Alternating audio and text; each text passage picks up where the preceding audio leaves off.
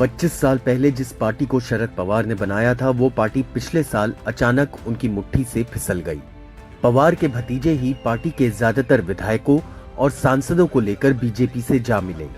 इसका नतीजा ये हुआ कि 83 साल के पवार बिल्कुल अकेले पड़ गए। इस चुनाव में सबको लग रहा था कि शरद पवार की पारी खत्म हो जाएगी, लेकिन उन्होंने साबित किया कि वो अपनी ही राख से पैदा होने वाले फीनिक्स की तरह हैं। मध्य प्रदेश अब कुछ एरिया में और ज़्यादा काम करने की आवश्यकता है, मगर उत्तर प्रदेश के जनता ने जो इसमें डिसीजन दे दिया, एक नई डायरेक्शन सब लोगों को उन्होंने दिए।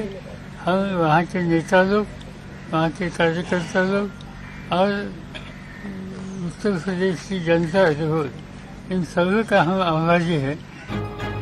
सबसे ज्यादा सबकी नजरें महाराष्ट्र की जिस एक सीट पर गड़ी थी, वो थी बारामती। बारामती पवार परिवार का परंपरागत गढ़ है। 1991 से शरद पवार वहां से सांसद बनते आए थे।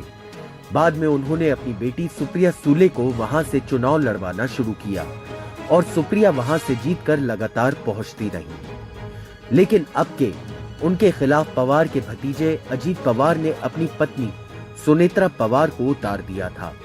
लड़ाई कांटे की थी, जिसमें सुप्रिया ने भाभी सुनेत्रा पर बाजी मारी। हमारे परिवार में कोई विवाद नहीं है। हमारे परिवार का हमारी राजनीति और विचारधारा से कोई लेना देना नहीं है। लड़ाई यूपीए और एनडीए के बीच में है और केंद्र सरकार की गलत नीतियों के खिलाफ है। चुनाव से पहले महाराष्ट्र में विपक्षी खेमे के महाविकास अघाड़ी की स्थिति कमजोर लग रही थी। भतीजे अजीत ने शरद पवार की पार्टी और चुनाव चिन्ह सब ले लिया था, फिर भी सीनियर पवार ने हिम्मत नहीं हारी।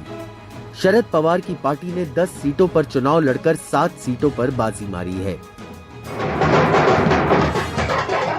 ये शानदार स्ट्राइक रेट शरद पवार की जमीनी ताकत को दर्शाता है। उस शरद पवार की ताकत को जिनकी बूढ़ी आंखों ने पिछले साल दशकों से महाराष्ट्र और राष्ट्र की राजनीति को बहुत करीब से देखा है। Bureau report, NDTV India.